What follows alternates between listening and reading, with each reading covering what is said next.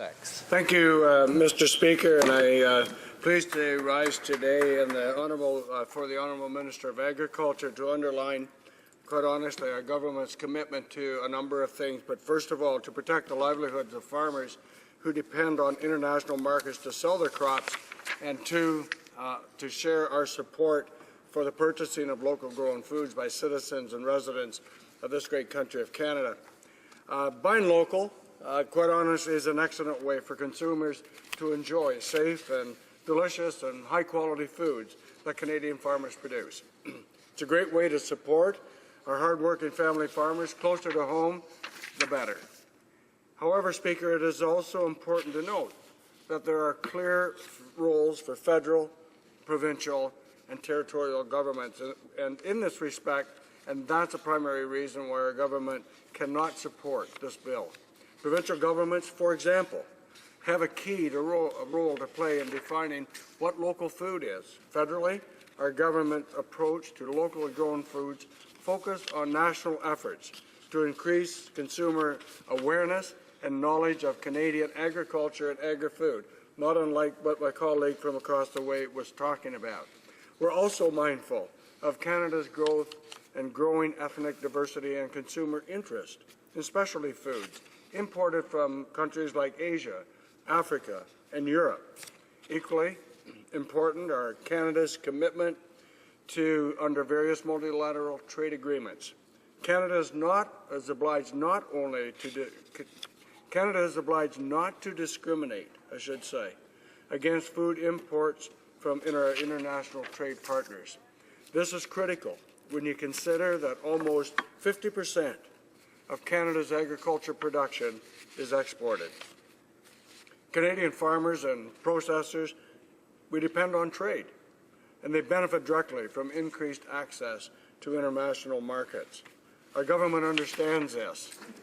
Our Prime Minister, our Minister of International Trade, and in fact our government are pursuing the most aggressive trade agenda in Canadian history, and that is to help the agriculture industry continue to grow and to continue to prosper.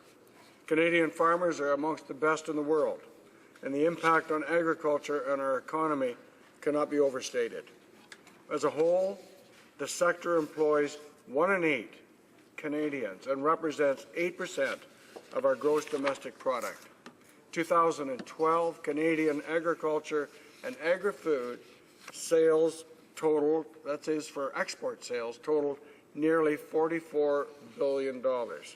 Our government's goal always has been to set the right conditions for farmers and processors to compete and then be successful.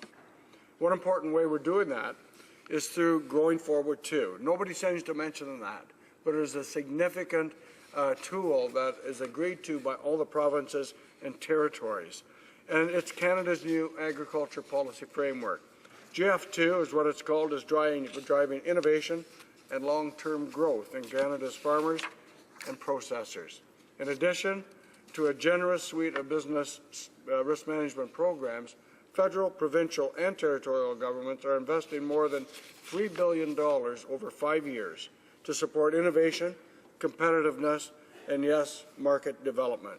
This includes nearly a 50% increase to those provinces and to the territories for program delivery. GF2 gives provinces and territories the flexibility, Mr. Speaker, that they need to invest to meet local needs. It gives them the tools to ensure farmers can remain competitive and capture new and existing markets, which include, of course, markets for local food. For instance, in Quebec, $5 million in GF2 funding has been targeted to developing local markets. The initiative is called Program Promaxite and encourages farmers to take advantage of the business opportunities that, yes, local markets provide. In Ontario, the province is funding a new initiative. That is to support the expansion of the Eat Local Sudbury Co-op. The co-op aims to deliver local grown food throughout northeastern Ontario, which is great news for farmers and consumers across the region. Also under the GF2, the Yukon, for example, And we don't often think about the Yukon as local foods and growing in agriculture, but they're using funds to get a wider variety of farm products into farmers markets and restaurants and onto store shelves. An example in New Brunswick, market development, product enhancement, and diversification programs, again under the GF2, supports farmers' efforts to capture new markets, be it local, national, or global. These are just some of the examples how, going forward too, investments are helping to grow local markets for farmers across this great country. Mr. Speaker, the provinces and territories are getting local food initiatives off the ground. The wheels are in motion, and imposing a pan-Canadian strategy for local food would very well bring any progress they've been making just about to a screeching halt. Growing Forward, too, is that vehicle in an exciting step forward and is serving the agriculture industry well. Its strong focus on innovation, market development, and competitive will position Canadian farmers and food processors for growth and prosperity in the years to come. With its built-in flexibility, Growing Forward 2 supports the diversity of markets available to farmers today.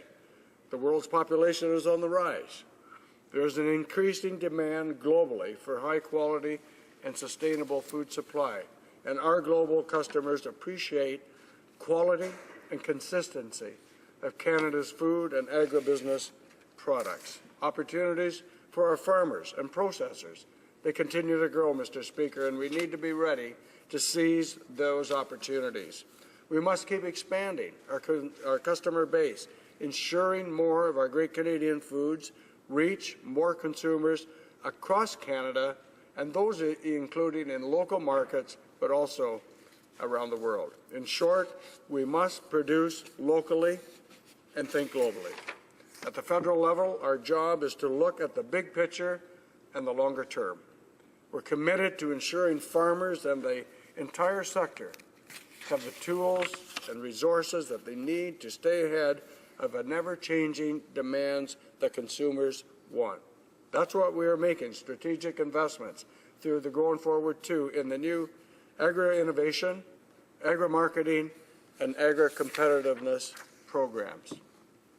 For instance, through the agri-innovation, we're investing to help turn traditional crops like mushrooms, and grapes, and flax, and buckwheat into new revenue streams for farmers.